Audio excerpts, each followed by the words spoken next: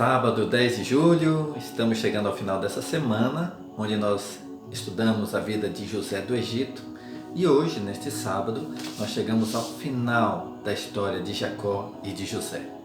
A partir de segunda-feira, nós vamos compreender por que esse povo que foi morar no Egito, levado por José e Jacó, depois se tornou escravo. E o melhor de tudo, como Deus suscitou um menino chamado Moisés, para realizar ali a salvação, a libertação do povo de Israel pelo poder de Deus. Então, a semana que vem vai ser uma semana maravilhosa, porque durante a semana estaremos contando a história de Moisés. Se você estiver começando a acompanhar nossos episódios agora, a partir de segunda-feira, imperdível, a história de Moisés. Hoje, o final da história de Jacó e de seu filho José do Egito. Vamos à primeira leitura então? Primeira leitura, Gênesis 49, versículo 29, a morte de Jacó. Em seguida fez-lhes esta recomendação: Eis que vou ser reunido aos meus. Enterrai-me junto de meus pais na caverna da terra de Efron, o Hiteu. Essa caverna que Abraão tinha comprado para enterrar Sara. Ali foi enterrado Abraão, ali foi enterrado Isaac, e agora Jacó pede para ser enterrado ali também. Então se tornou aquele lugar ali muito importante para a história dos judeus. Na caverna da terra do Macpela, de fronte de Mambré, na terra de Canaã. Essa caverna que Abraão havia comprado a Efron, o Hiteu, ao mesmo tempo que a terra para ter a propriedade de uma sepultura. Foi ali que enterraram Abraão e Sara, sua mulher. Foi ali que enterraram Isaac e Rebeca, sua mulher, e foi ali que enterrei Lia. Essa propriedade, bem como a caverna que nela se encontra, foram compradas aos filhos de Het. E tendo Jacó dado a seus filhos esta última recomendação, recolheu os pés em sua cama e expirou. Último sopro. E foi reunido aos seus. Então ele não foi enterrado no Egito. Ele pediu para ser enterrado na terra de Canaã, no lugar que Abraão havia comprado. Agora vamos para o capítulo 50, versículo 15, para contar o final da história de José, filho de Jacó. Gênesis 50, 15. Os irmãos de José, vendo que seu pai morrera, disseram entre si: será que José nos tornará em aversão e irá vingar-se de todo o mal que lhe fizemos? Com a morte de Jacó, os irmãos de José pensaram: bom, agora que nosso pai morreu, José pode querer vingar-se da maldade que fizemos para ele na infância. Mandaram, pois, dizer-lhe: antes de morrer, teu pai recomendou-nos que te pedíssemos perdão do crime que teus irmãos cometeram, de seu pecado, de todo o mal que te fizeram. Perdoa, pois, agora esse crime àqueles que servem o Deus de teu pai. Ouvindo isso, José chorou. Seus irmãos vieram jogar-se aos seus pés, dizendo: somos teus escravos. José disse-lhes: não temais, posso eu pôr-me no lugar de Deus? Vossa intenção era de fazer-me mal, mas Deus tirou dali um bem.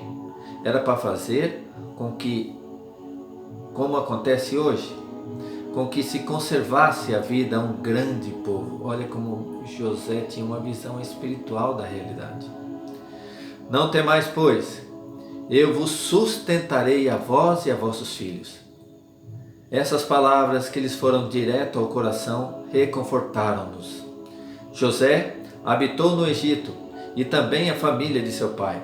Viveu 110 anos.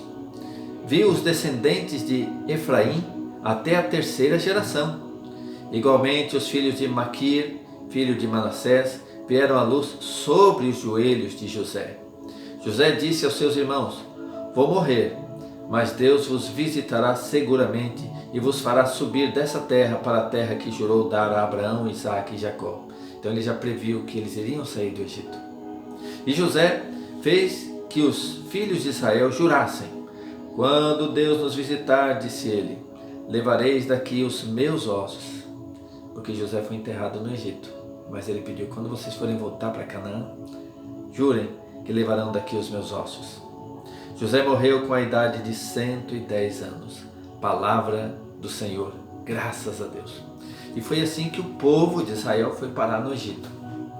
Bom, com a morte de José, com o tempo, vai vir um outro faraó que não conheceu José, que não conhece a história, e vai escravizar o povo de Israel.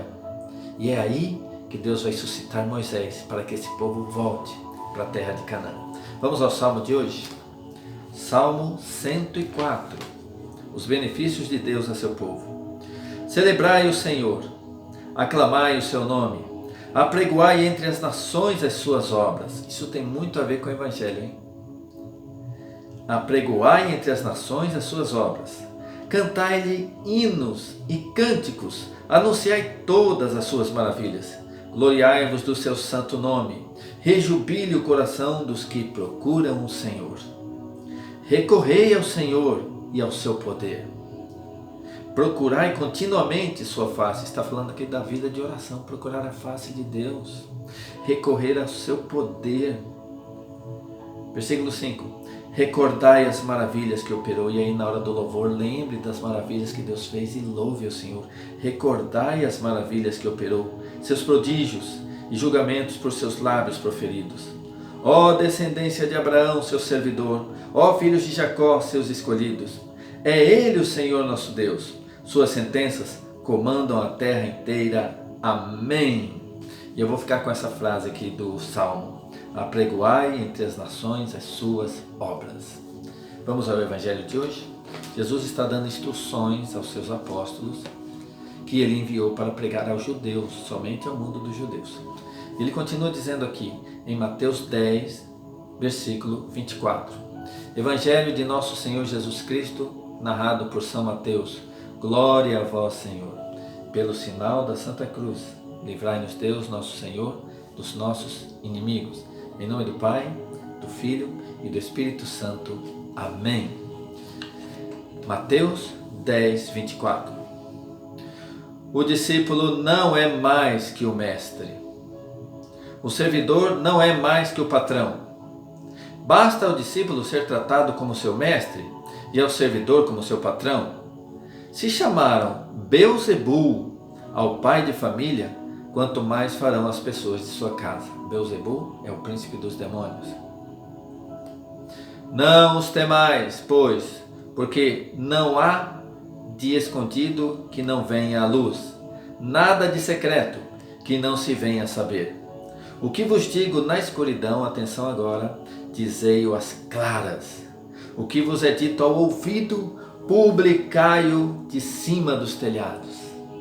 Aquela frase do Salmo, anunciai entre as nações. Versículo 28.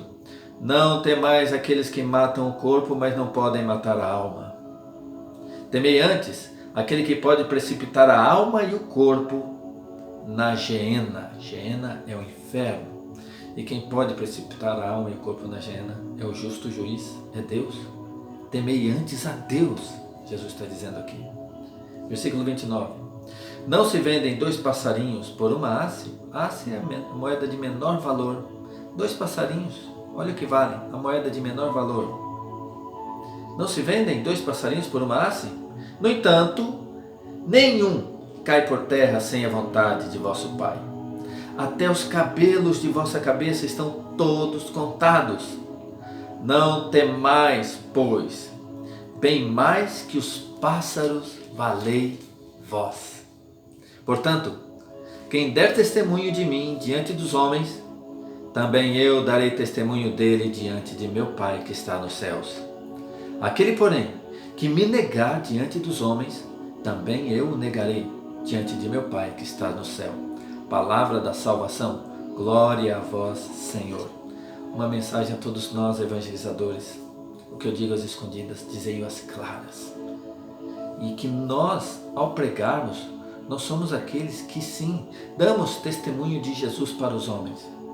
E se nós pregamos, nós anunciamos não somente nos grupos de oração, nas igrejas, nos encontros. Nós que anunciamos o Senhor dentro da nossa casa, com o nosso vizinho, nosso colega de trabalho. Tudo isso é testemunhar Jesus diante dos homens. E aí naquele dia, no dia final, o Senhor vai dar testemunho daqueles que testemunharam o nome dele nessa terra. E assim como testemunharam o nome de Deus, Jacó e José, na retidão, na vida de temor a Deus, que seja assim conosco. Amém? Seja louvado nosso Senhor Jesus Cristo, para sempre seja louvado. Eu quero ler aqui algumas mensagens que o pessoal está deixando já aqui, nossos irmãos. Marcos Viegas disse assim: amém, Serginho, já li e ouvi sobre a história de José muitas vezes e sempre tem coisas novas que Deus fala diretamente com a gente. Muito linda a trajetória desse homem de Deus. Realmente, a gente lê a palavra, cada vez que a gente lê de novo tem uma nova mensagem, né? Nos toca de uma forma diferente. Anadil de Tiros, Minas Gerais. Serginho, descobri que você é um grande contador de histórias. Como foi bom ouvir a história de José. Que no nosso dia a dia sejamos capazes de ver que a palavra é viva. Deus abençoe você e sua família, Serginho. Amém. Que bom que eu sou um bom contador de histórias. A Maria Denil, minha irmã. Bom dia, irmão. Eu estou em oração para que você não pare de falar do Senhor. E também não pare de falar com o Senhor. Deus abençoe, meu irmão, em Cristo Jesus. Olha só, falar do Senhor e falar com o Senhor. Falar do Senhor é evangelizar, falar com o Senhor é orar. Amém. Que eu não pare de fazer isso, Maria Denil. A Eloá Carvalho, também minha irmã querida do grupo de oração. Confiemos na condução de Deus. Tudo tem um propósito em nossa vida. E a Eva, que é do meu grupo de oração. A Eva Jesus, esposa do irmão Pedro. Servo de Deus, a paz de Jesus Cristo. Amém. Deixa eu ver se tem mais alguma mensagem aqui. A Márcia Regina, está aqui, Márcia RG. Só aplausos ao Senhor. Irmãos, glória a Deus por você estar conosco. Quero lembrar que na semana que vem nós vamos começar a história de Moisés, a partir de segunda-feira. Amanhã, domingo, serão as 4 leituras do domingo, eu vou fazer também. Mas a partir de segunda-feira nós vamos conhecer a fantástica história de Moisés, conforme a liturgia vai nos apresentar durante a semana. Espero que você possa nos acompanhar nesse itinerário, nesse propósito de seguir a palavra de Deus pela liturgia durante pelo menos 3 anos, para podermos dizer: eu conheço toda a palavra de Deus. Deus abençoe. E nós estivemos reunidos aqui nesse vídeo, em nome do Pai, do Filho e do Espírito Santo. Amém.